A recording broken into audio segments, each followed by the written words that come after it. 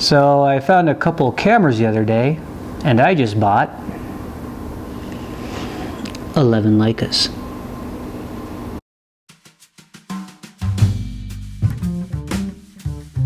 My name's Todd, and welcome to my camera and photography show. So the other day I bought a big collection of cameras, 26 to be exact, including these 11 Leicas. And I also bought some older field cameras, folding cameras, and a couple of really cool surprises that I'll be sharing in a later show. Well, what do we have here with the Leicas? About a year ago, I came across an ad for a vintage camera, and I could tell right away that it was a Leica, which I've never owned a Leica before. And I drove about 45 miles away to pick it up. I was the first person to respond, and it was an early Leica M3 that I got for a ridiculously low price. It's even hard to kind of tell people what I got it for because it was a Leica, 3 lenses, some accessories, a case. I got invited by a student of mine to bring my family to Paris, and the student is from Paris, and it sounded like a great family vacation. So in order to afford the tickets, or at least 2 of them, I sold the Leica. And I'll go into the reasons for that maybe a little bit later. I wasn't totally in love with it at the time, but so I sold it, got a really good price for it, made money, bought some tickets to Paris, and then COVID happened, and then we didn't go to Paris, and I was regretting selling the camera a little bit, and I just got done telling my wife, I'll find another Leica. And then not 2 days later, there's an ad for all these Leicas for sale. It was a good drive to go get them. But again, I was the second person to respond. The first person bowed out. And then I got my whole family in the car. We live in Southwest Colorado. We drove over 3 mountain passes. It was a long day. Went to this distant place and bought the cameras. And so here I am. So what did I get, and what do I want to keep? That's the question.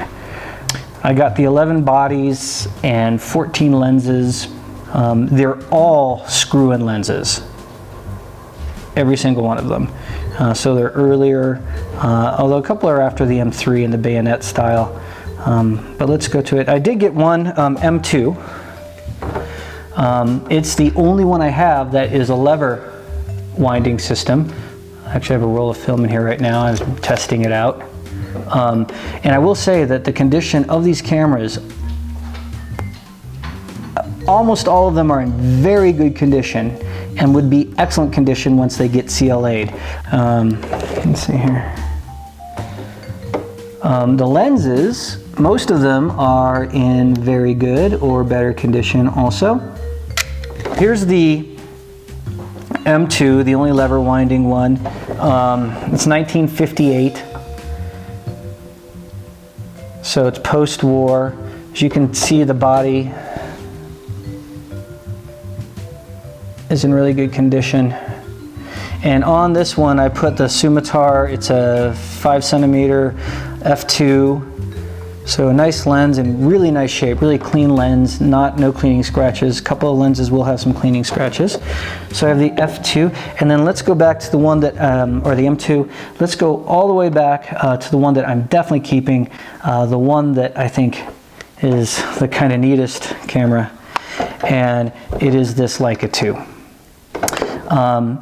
It is from 1932. It's got a really low serial number. It's from the first batch of production. It's got all black body, which those early ones did, with the nickel metal on it.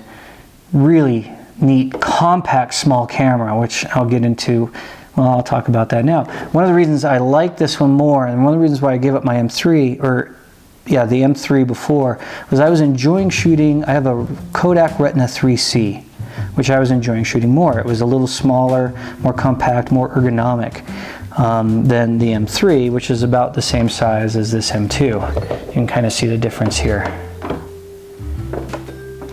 And so this guy is neat. It's little. I've already shot a roll of film and developed it, and pretty neat quality, but it's just, I don't know, the cool factor on this one this is going to be a keeper for me for sure.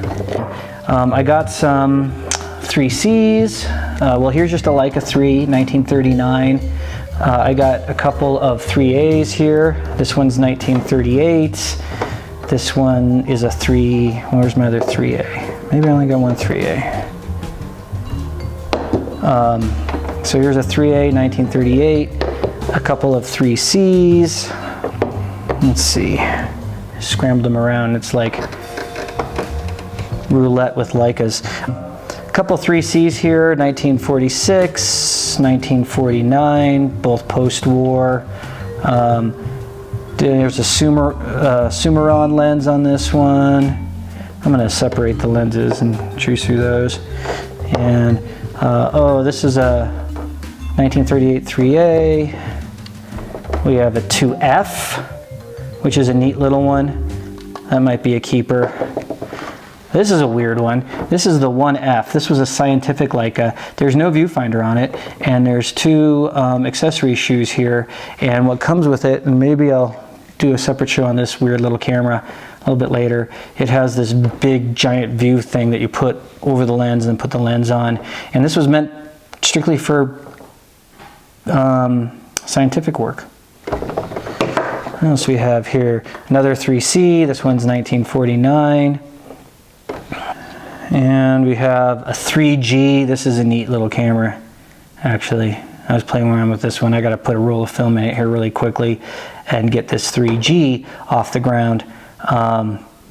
It's pretty cool. I wonder if this M2 feels lonely, completely surrounded by the dial winders and being the only